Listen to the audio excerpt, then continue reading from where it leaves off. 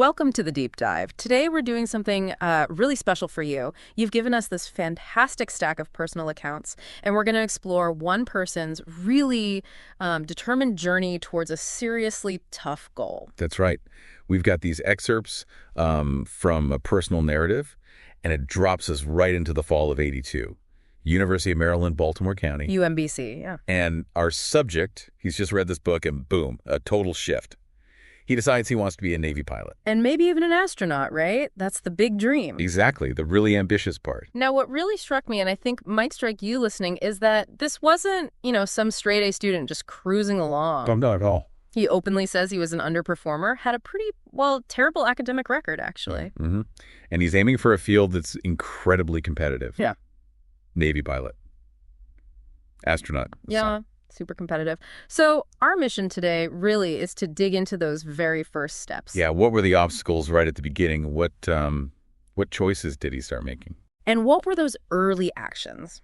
We want to pull out the insights here, about motivation, learning, seeing an opportunity, even when things look, frankly, pretty bleak. Let's get into it. Okay, so this initial moment, this awakening on campus, he's at UMBC, looks around, and suddenly realizes everyone else seems to have a plan. Yeah, like career goals, Yeah. a direction. Yeah. And he feels like he just doesn't. He's woken up to this lack of purpose he hadn't really noticed before. And what's interesting and maybe useful if you're feeling a bit adrift yourself is how fast that new ambition hits reality. Hits a wall, almost. Right. He knows deep down he doesn't have the basic skills. Calculus, physics, engineering, the essentials for his goal. Because his high school record was so poor, he just hadn't done the work. Exactly. He was fundamentally unprepared. And he puts that feeling so well. He says, I had no idea how to do any of this. If you've never felt this way, it's hard to express how awful it is. Oh, that feeling of being totally out of your depth. Yeah. Many people can relate to that, I think. But, that realization is key, isn't it? Seeing the gap between where you are and where you want to be. That's the first step. So that makes him look elsewhere. He starts thinking about the U.S. Merchant Marine Academy, Kings Point. Right. Kings Point. Why there? Well, a few things. His brother Mark was there already. Exactly. Big factor. Family connection. Plus, their grandfather had a merchant marine background, too. Okay, so there's a legacy element. And Kings Point offered that military structure he felt he maybe needed. Plus, importantly, it was a route to a potential Navy commission. A pathway. A pathway, yeah. And notice the action here. He doesn't just freeze. He starts looking for alternatives. And having his brother there, that's a built-in support system, right? Someone who knows the ropes. Absolutely crucial sometimes. So he gets this idea, feels a bit hopeful, and sets up a meeting with admissions. Ah, the meeting. This part. Well, it shows that just wanting something badly isn't always enough, does it? No. He goes in, dressed up a bit khakis, polo shirt, meets the dean of admissions who's in full military uniform. And the office itself sounds imposing. Wood panels, model ships. Even an old engine order telegraph. It sets a very formal, maybe slightly intimidating scene. Yeah. So in this setting, he lays out his dream. Navy pilot, fighter jets, aircraft carriers. Yeah. Lays it all on the line. His big ambition. You'd hope that kind of passion might resonate, but the dean's reaction. But dismissive is the word. Looking at his watch, looking away, just not engaged. And then he just drops the hammer, tells him straight up about the grades, the SAT scores. Yeah, it's pretty blunt. Your high school grades are pretty terrible. Your SAT scores are below the average. Ouch. For listeners, the SAT is that standardized college entrance exam. Below average here means, not good enough for Kings Point standard. Right. Very data-driven. There's just nothing here to indicate that you would be successful. It's a direct quote. And he tries to push back, right? Says he'll improve. Didn't really study for the SAT. Yeah, he tries those arguments. But the dean just bats him away. Explains how the scores are averaged, how his GPA, his grade point average, just isn't high enough. It's all about the numbers, the past record. Completely. The dean seems totally focused on the historical data, unwilling to consider, potential or change. Even when he brings up personal stuff, family service, being an EMT, how the right stuff inspired him. Nope. Didn't move the needle. The dean basically says he's only there as a favor to his brother, Mark, who was successful there. Wow. That's rough. And then the final nail. I'm sorry, son. There's just no way with this record you wouldn't succeed here. Just slam, door shut. You can almost hear it. Absolutely. And his reaction is just, devastation, stunned, hopeless, almost crying. King's Point felt like the only real path forward, and now it's gone. No plan B. Exactly. And that feeling is awful. But, sometimes those really painful rejections, they force a change. They might even push you onto a different, maybe better path eventually. He does reflect later, right, that maybe the dean saw him as just another unprepared kid, statistically speaking. Yeah, he acknowledges that possibility later on. But in that moment, just feeling crushed and left behind. But here's where it gets interesting. This is a real turning point. Instead of just giving up, he takes ownership. He decides, okay, second semester at UMBC, I'm doing this differently. He signs up for harder classes. And really applies himself. For the first time, really. That pre-calculus class becomes key. Absolutely. Pre-calc. The subject he dodged in high school. He walks in thinking, this is it. If I can't show what I'm capable of in this class, I'm not going to get the chance to do much more. The pressure was immense. He'd barely passed an easier math class before. And he describes the struggle, the homework feeling huge, impossible, wanting to do anything but sit there and study. Just fighting to stay in the chair, basically, working through stuff his classmates seemed to just get. Yeah, but he sticks with it, forces himself to read, work the problems, even if it took way longer. And slowly, it starts to make sense. Slowly, incrementally. He says it was still like banging my head against a wall, but the concept started clicking just a little. And he gets a B- in the end. A B-, which, okay, on paper might not look amazing, but for him, monumental. He calls it one of the major achievements of his life up to that point. Exactly. I had decided to learn something hard, and I had learned it. That's powerful, overcoming that internal barrier. That success gives him the confidence to try transferring again. He applies to Rutgers and SUNY Maritime College. Gets into SUNY Maritime. Yeah. Just barely makes their minimum GPA, but he's in. But the Rutgers application, there's a secret there, isn't there? Yes, this is quite something. Yeah. He finds out years later he was rejected by Rutgers. What? Yeah. His parents got the rejection letter, decided it would crush him, and just threw it away. Never told him. Wow. That's, wow. Protective, I guess, but... Yeah, definitely a hidden influence there. Yeah. So anyway, SUNY Maritime it is. He heads to Fort Schuyler. And he has these ideas about indoctrination from movies, right? Head shaving, yelling... All that stuff. Forced marches, cleaning toilets. And were the movies right? He says they were entirely accurate. So yeah, a whole new world. Very demanding, very structured. Right. Fort Schuyler sounds pretty impressive, that old fort. He arrives with just one footlocker. Meets his roommate, Bob Kellman. And their first chat is kind of funny. Yeah. What happened? Bob asks what he wants to do after graduating. And totally deadpan, he says, I'm going to be an astronaut.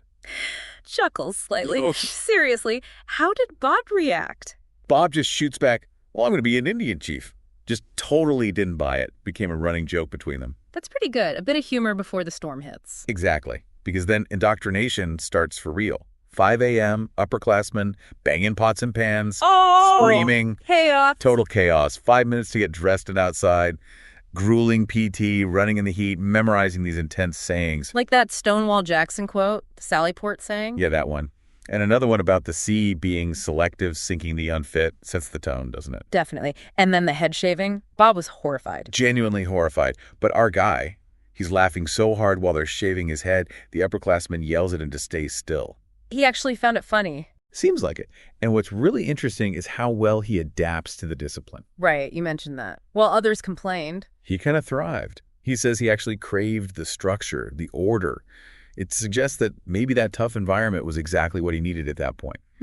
A complete change unlocking something. Maybe. And all leads up to the end of indoctrination ceremony. Big moment. Parents, grandparents there feeling proud. But he knows it's just the beginning, and then the academics hit hard again. Oh, yeah.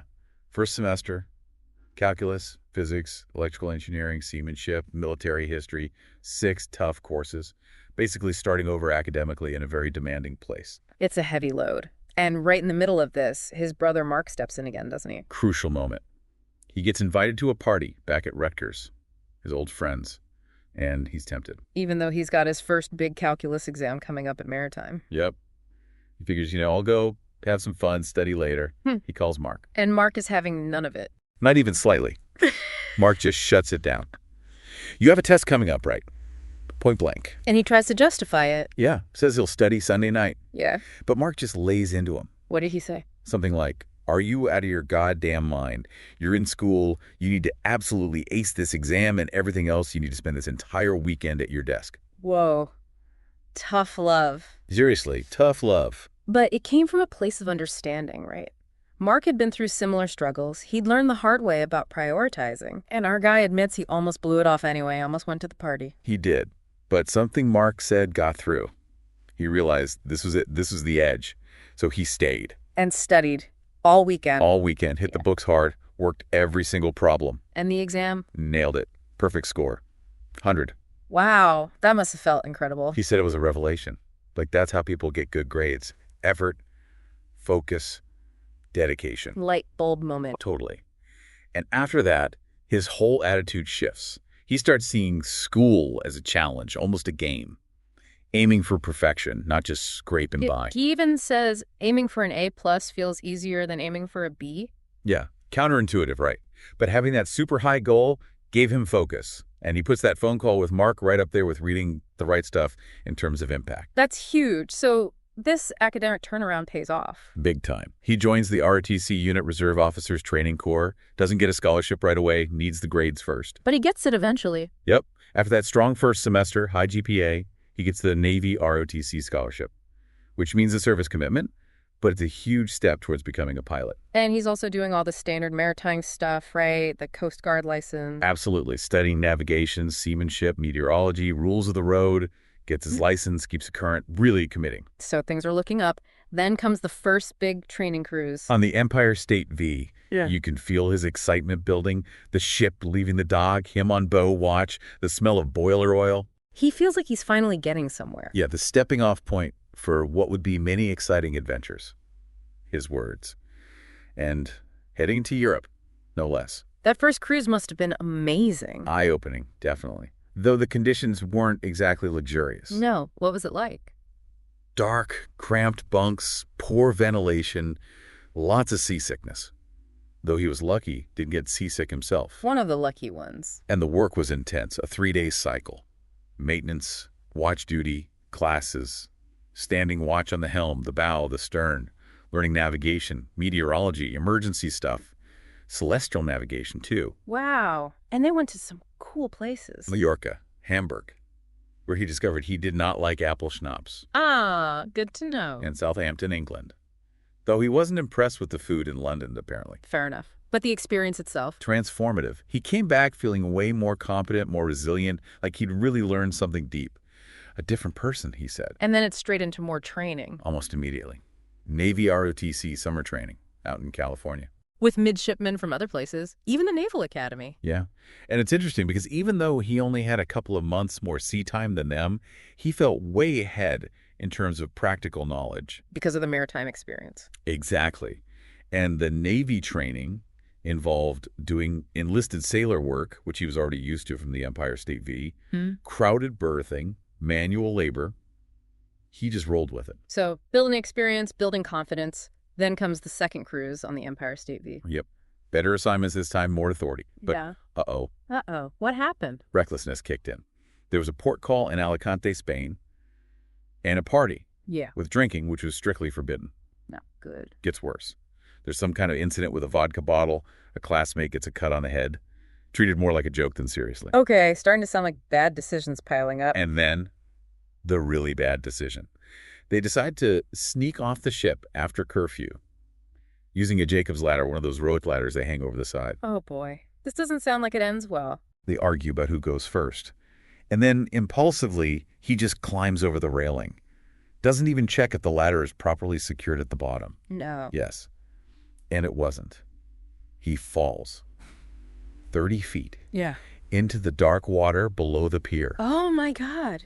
Was he okay? Miraculously, yes. Yeah. He hit the water hard, was stunned, but stayed conscious. Then the tangled ladder started pulling him down. Terrifying. He struggled back up. Some engineering cadets saw him, managed to pull him back onto the ship through a side port. Luckily, he was weak, shocked, probably still feeling the alcohol. How did he not get kicked out? That sounds like grounds for expulsion, easily. Incredibly lucky. It was a massive screw-up.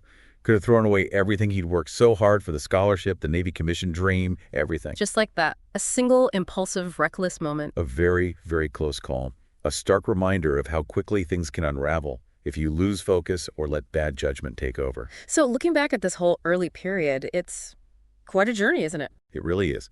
You see the ambition sparked by a book, then that crushing rejection that, weirdly, fuels this academic turnaround. The brother's tough love intervention, absolutely pivotal. His surprising fit with military discipline, and then these intense sea experiences, learning so much, but also nearly losing it all. It's packed with transformation. Absolutely. And for you listening, maybe you're interested in gaining knowledge quickly, really digging deep. This story shows so much about motivating yourself, doesn't it? Definitely. And dealing with setbacks, big ones, and how relationships, like with his brother, can be just critical, unexpectedly critical. What stands out most to you from this part of the story? Any particular surprise? Well, the contrast between that dean saying no way Yeah. and him getting the scholarship later is pretty stark. It really hammers home that potential isn't always obvious from past results. Yeah, people can change, right? Absolutely. And honestly, the parents hiding the Rutgers rejection letter, that's a fascinating little detail about support, even if maybe a bit misguided. True. And that near miss in Alicante is just chilling, a real wake-up call moment. Definitely. Shows how vital focus and good judgment are, even when you feel like you're finally getting somewhere. So maybe a final thought for everyone listening. As you think about your own goals, consider this. What obstacles in your life, things that seem totally insurmountable right now, could they actually be catalysts? Right. Could they be forcing you to grow, to find a different path? And where might guidance come from? Maybe not where you expect. Perhaps even from a tough conversation you've been avoiding. Think about how those early rejections, those failures, if you meet them with grit, with a willingness to learn and adapt, maybe they aren't roadblocks at all. Maybe they're actually paving the way for something